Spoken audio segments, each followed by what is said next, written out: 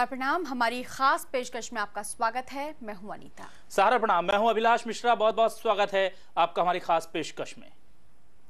हम आज बात कर रहे हैं एक खास विषय की। जी हां, यंग जनरेशन अपनी रफ्तार के साथ सब कुछ पीछे छोड़ना चाहती है और वो ऐसा कर भी रही है। नौकरी की तलाश में इस पीढ़ी ने गांव को खोया, तो रिश्तों की तलाश में इस पीढ़ी ने खुद को भी खो दिया है। अब उसे हर चीज का डुप्लीकेट चाहिए।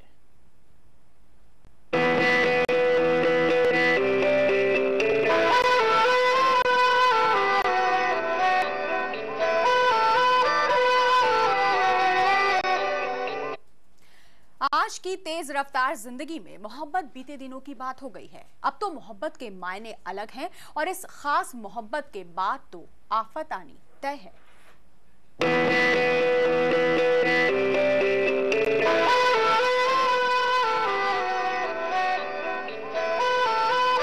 ये एक खास मोहब्बत है जिसके चंगुल में आने के बाद हर कोई हैरान हो जाता है, परेशान हो जाता है, क्योंकि इस मोहब्बत की तासीर ही अलग है। वो मोहब्बत जो स्टेटस सिंबल बन चुकी है।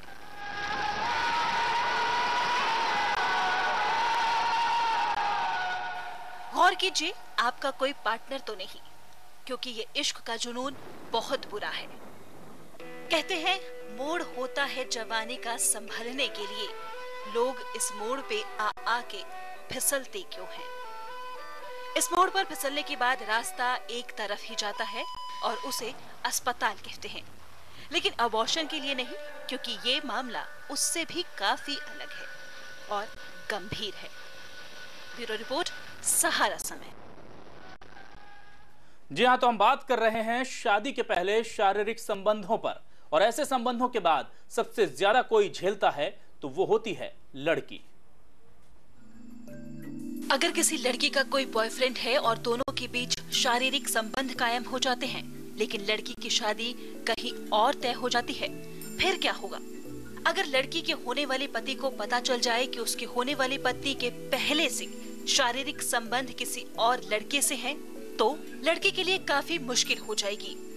वो लड़की अपनी वर्जिनिटी खो चुकी है और उसे दोबारा पाना आसान नहीं, और इसी चीज को छिपाने के लिए सारा खेल होता है। हरप्रीत रीन, सहारा समय, जबलपुर। जी हाँ, हम बात कर रहे हैं यंग जनरेशन की, जिसे सब कुछ नया चाहिए और हमेशा नया चाहिए। अब आपको सुनाते हैं उस लड़की की बात जिसने ये सर्जरी करवाई है। क्या है मामला, आइए खुद उस लड़की से सुनते हैं। जब मैं कॉलेज में थी तो मेरा बॉयफ्रेंड था और उसके साथ मेरे रिलेशन थे, अफेयर था, और शादी भी मेरी उसी के साथ होने वाली थी, लेकिन किसी कारण से उसके साथ हो नहीं पाई और अब मेरी शादी कहीं और होने वाली है। तो जो हस्बैंड मेरा होने वाला है उसको मेरी शादी के पहले की चीज़ें पता ना चले, इस वजह से मैं मैम से, डॉक्टर मैम से मिली। कि अगर बिफोर मैरिज अगर रिलेशन है तो वो पता चल जाता है, लेकिन बॉयज़ में ऐसा कुछ है नहीं। और मेरे से जो गलती हुई वो अनजान, मतलब मेरी भूल और नादानी कह सकते हैं आप। मैं आप सबको यही मैसेज पहुंचाना चाहती हूँ कि आजकल जो हो रहा है, आजकल जो बॉयज़ और गर्ल्स इस तरह के रिलेशन रख रहे हैं वो ना रखें। मतलब एक उनमें ये संदेश है कि मैंने जो गलती की वो गलती आप रिपीट मत करें। तो देखा आपने, जो गलती अनीता जी यहाँ बोल रहे हैं साफ तौर पर कि हमने की वो रिपीट ना किया जाए। और इस वक्त हमारे साथ खास मेहमान जुड़ चुकी हैं हमारे भोपाल स्टूडियो में। प्रोफेसर आशा शुक्ला हैं, समाजशास्त्री हैं आप, बरकतुल्ला विश्वविद्यालय में महिला विभाग में HOD भी हैं। बहुत बहुत स्वागत है आशा जी आपका। नमस्कार। आशा जी, जानना चाहेंगे आपसे, ये जो डर है क्या ये जायज़ है कि एक तो पहले जो हो रहा है वो गलत हो रहा है और उसके बाद उसे छुपाने के लिए ये जो पर्दा है इसे कैसे देखती हैं आप? नहीं, देखिए, ये बड़ी एक गंभीर सामाजिक समस्या है, ये निजी बात नहीं है। ये जो लड़कियां कर रही हैं वो किसके साथ कर रही हैं? जरूर इस चीज को अकेले तो बहुत नहीं कर पाएंगी, अपवाद लड़कियों को छोड़ दें, उनके परिवार वाले करवा रहे हैं। क्यों? क्योंकि समाज में ये मान्यता है एक कुमारी लड़की होनी चाहिए जिसकी वर्जिन होनी चाहिए। अब समाज के लिए परिवार के लोग ही ये कर में सहयोग दे रहे हैं और छुपा रहे हैं मामला समाज से ही। तो मैं ये समझती हूँ ये बहुत बड़ा प्रश्न यहाँ पे उपस्थित हो रहा है कि सामाजिक मुद्दे का सॉल्यूशन समाज में ही उन घटनाओं को छुपा के किया जा रहा है। यानी हम रिश्तों में किस तरीके की चीजों को देख रहे हैं। एक झूठ की बुनियाद पे जो रिश्ता बनेगा उसकी स्थिरता कैसे होगी। और जहां तक मामला ये है, इसमें 2-3 प्रकार की लड़कियां हैं। एक तो जो स्वच्छंद ग्रुप है, जो किसी प्रकार की इन चीजों को नहीं मानता। एक वो है जो कहीं रेप, प्रोस्टिट्यूशन, ट्रैफिकिंग का शिकार है। और दूसरा वो ग्रुप है जिसको पता ही नहीं चलता, जो अपने परिवार में ही इन षड्यंत्रों से आहत है। तो अब जब मामला विवाह का आता है तो उस लड़की को भी, उस परिवार को भी ये चिंता होती है कि मेरी लड़की का जीवन इसलिए ना बिगड़े। तो वो इस तरीके का तरीका अपनाते हैं कि अगर हम ऐसा करवा दें, ऐसा ऑपरेशन करवा दें तो उस लड़की का जीवन सुरक्षित होगा। मुझे हमेशा ये समझ कभी भी नहीं आया कि झूठ की बुनियाद पे जो चीजें रची जाएंगी वो कैसे सक्सेसफुल हो सकती हैं, वो रिश्ता कैसे तय हो सकता है, वो कैसे लंबी दूरी पे जा सकता है। और समाज में कहीं ना कहीं हम लोग एक ऐसे वातावरण से जुड़ने जा रहे हैं जहां पता ही नहीं है कौन सही है, झूठ है। और एक और बड़ा मुद्दा है ये वर्जिनिटी का मामला, लड़कियों के साथ ही क्यों है। बिल्कुल आशा जी, बिल्कुल आपने जो बात अभी कही, वाकई में शायद इस पूरे मामले में यही एक गंभीर विषय है कि ये जानना भी जरूरी है, समझना भी जरूरी है कि लड़कियों के लिए ही सबसे ज्यादा वर्जिनिटी की बात क्यों होती है, आखिर ये समस्या उठी कहां से है। आपसे हम चर्चा जारी रखेंगे। फिलहाल एक छोटा सा ब्रेक लेंगे। ब्रेक के बाद जिस सर्जरी की हम बात कर रहे हैं उसके बारे में जानेंगे और आखिर इस सर्जरी का नाम क्या है और ये कितना खतरनाक हो सकता है यंग जनरेशन के लिए, इस पे भी चर्चा करेंगे।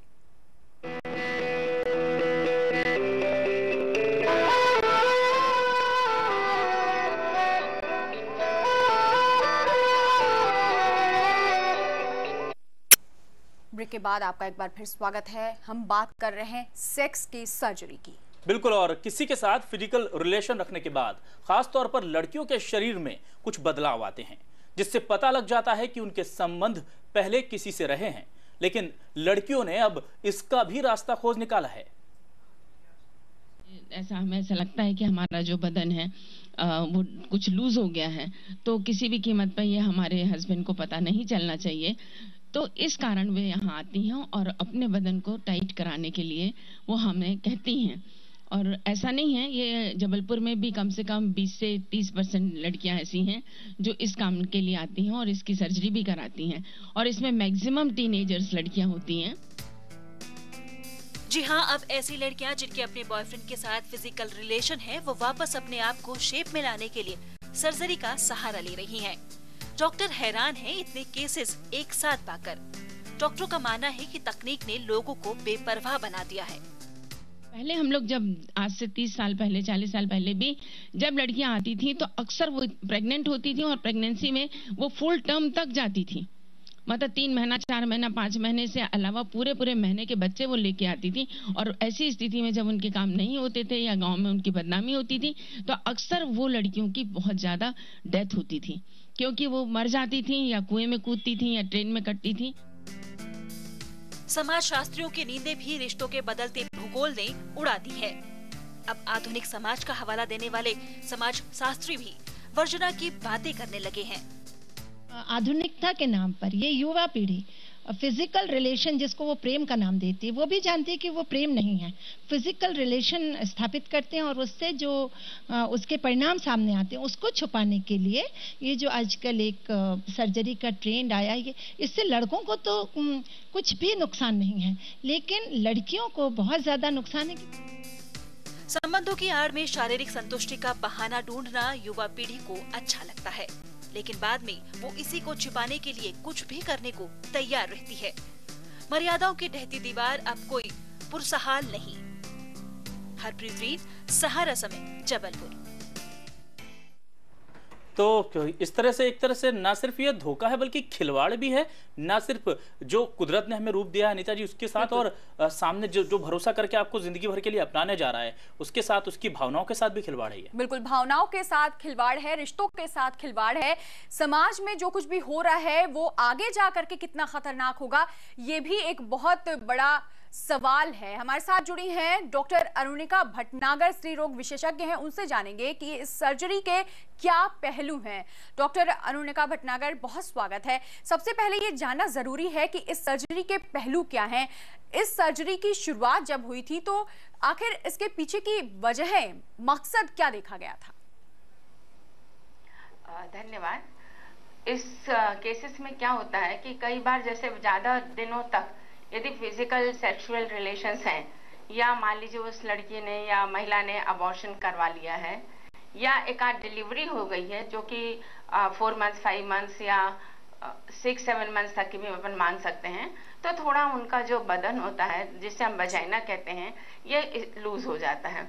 और लूज होने में कई बार यदि कॉम्प्लिकेटेड केसेस हैं और जिसमें कि अच्छे से असिस्टेड उनकी डिलीवरी नहीं कराई गई है, असिस्टेड अबॉर्शन नहीं कराए गए हैं, तो उनके जो बदन होते हैं वो थोड़ा लूज हो जाते हैं।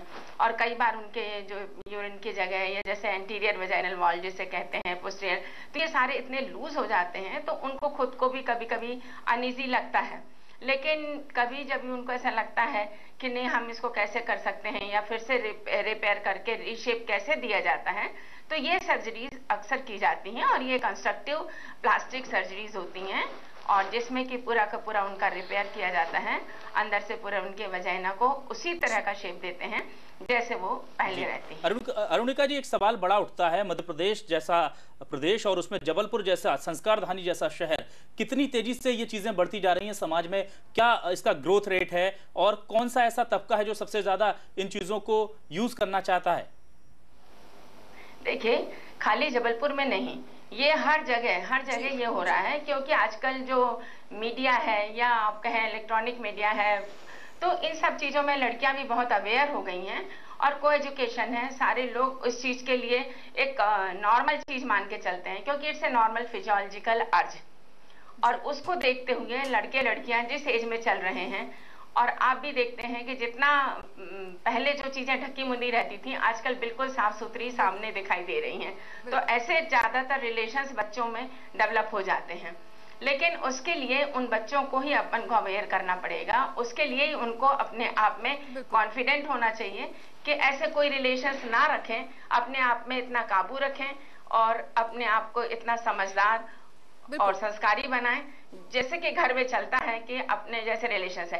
पर मैंने ये देखा है कि इसमें केवल शहर ही नहीं, गांव की भी लेडीज आती हैं, गांव की लड़कियां भी आती हैं। पहले तो, अब मुझे 40 साल हो गया इस फील्ड में, और मैंने पहले जितनी लड़कियों की डेथ्स देखी हैं, क्योंकि मैं डिस्ट्रिक्ट हॉस्पिटल में ही थी और वहां पर भी काफी केसेस होते थे, लेकिन वो चीज कम से कम डेथ रेट कम हुई है और लड़कियां अवेयर हो गई हैं और उनको मेडिसिन के बारे में, सर्जरी के बारे में, कंस्ट्रक्टिव सर्जरी के बारे में, प्लास्टिक सर्जरी के बारे में, ये सारी चीजें अब they know it very well. तो कम से कम उनकी जो लाइफ है वो ठीक होगी, क्योंकि लड़के भी उसी तरह के हैं। डॉक्टर अरुणिका जानना चाहेंगे, जी डॉक्टर अरुणिका जानना चाहेंगे इस सर्जरी के बारे में। प्लास्टिक सर्जरी होती है, महिलाएं अपने आप को खूबसूरत बनाने के लिए करवाती हैं प्लास्टिक सर्जरी। ये सर्जरी किस तरह से अलग है और क्या कुछ इस सर्जरी में होता है?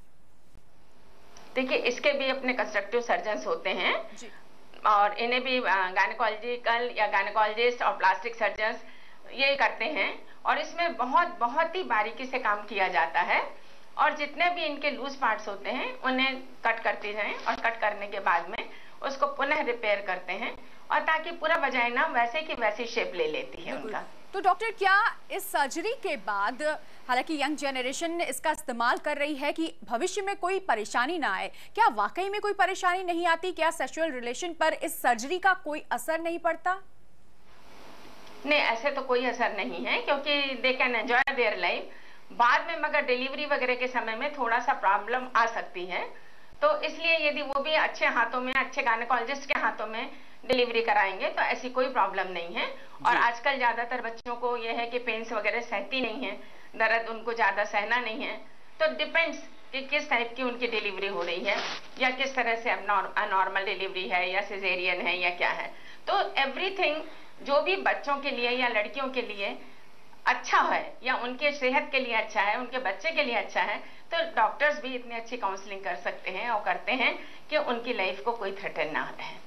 जी, डॉक्टर अरुणिका, हमसे बातचीत करने के लिए बहुत शुक्रिया। तो सुना आपने, डॉक्टर का कहना है इस सर्जरी का भले ही कोई साइड इफेक्ट नहीं है, लेकिन समाज में बहुत बड़ा साइड इफेक्ट आएगा इस सर्जरी के ज़्यादा से ज़्यादा इस्तेमाल से। तो सोचने वाली बात है कि आखिर ये सर्जरी क्यों करवा रही हैं लड़कियां और क्या इसकी ज़रूरत है समाज में।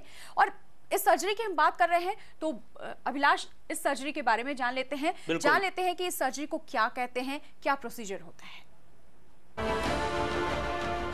सर्जरी, और वो भी अपने कुंवारेपन को दोबारा पाने के लिए। इस सर्जरी को खास तौर से वो लड़कियां करवाती हैं जिनके विवाह पूर्व ही किसी से शारीरिक संबंध बन जाते हैं। लेकिन कुछ महिलाएं अपनी सुंदरता बढ़ाने के लिए कॉस्मेटिक सर्जरी का सहारा लेती हैं। लेकिन आपको बता दें, दोबारा कुंवारेपन को पाने के लिए जो सर्जरी करवाई जाती है वो थोड़ी अलग है। बाई मिस्टेक और बाई एनी चांस और बाई बैड लक कोई भी इंसिडेंस होता है और हाइमन रप्चर हो जाता है तो फीमेल फील इन फियर कि मेरा हाइमन रप्चर हो गया, anybody can blame her for virginity. तो वो विर्जिनिटी फिर से गेन करने के लिए this surgery is done and this is called as revirginization. इसमें अपनी झिल्ली को दोबारा बना सकते हैं प्लास्टिक सर्जरी से। इसकी संख्या बढ़ी है, यस। पहले बहुत कम लोग आते थे, अब काफ़ी आते हैं। देखिए, कॉन्फिडेंशियल सर्जरी है। This is done on the affidavit of the patient कि she is getting done for her own benefit. We always maintain professional secrecy for it. सही सुना आपने, रीवर्जिनिटी सर्जरी यानी खोई हुई वर्जिनिटी या कुंवारेपन को दोबारा नया कर देना या फिर कुंवारेपन को वापस पाना। लेकिन इस खास सर्जरी का एक और नाम है।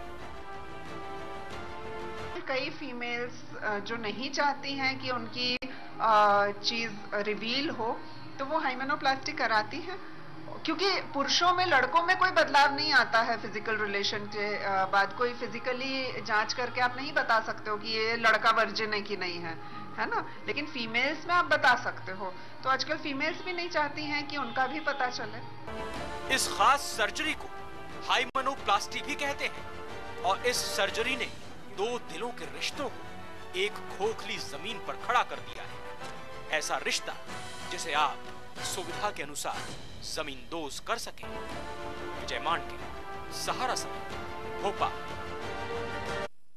तो बहुत बड़ा छलावा एक तरह से तैयार किया जा रहा है और इस वक्त हमारे जबलपुर स्टूडियो में वो युवती भी मौजूद हैं जिन्होंने रीवर्जिनिटी की सर्जरी कराई। हम उनसे बात करेंगे। आपसे जानना चाहेंगे सबसे पहले तो आखिर क्या जरूरत लगती है एक लड़की होने के नाते, एक महिला होने के नाते दोबारा अपने कौमारे को वापस पाने की, और कितना कारगर रहा आपका ये जो साधना, आपने तरीका अपनाया है? ये कहाँ है? जी, क्या आप हमें सुन पा रही हैं? कान में जा रहा है जी, आप हमें सुन पा रही हैं? डॉक्टर करुणिका जी, आपसे जानना चाहेंगे, अगर सुन पा रही हो तो आप उनसे जरूर पूछें कि आखिर ऐसा क्या कारण था कि उन्होंने ये सर्जरी कराई और उसके बाद क्या वो संतुष्ट हैं, सेटिस्फाइड हैं सर्जरी के बाद? हाँ, सर्जरी के बाद में सेटिस्फाइड है क्योंकि उसके कोई कॉम्प्लिकेशंस नहीं है जी।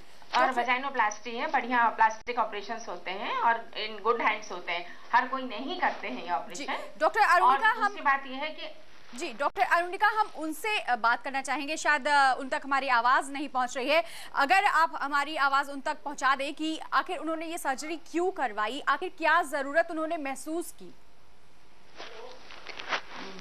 बोल पाऊंगी? एक मिनट में बोल रहा हूँ।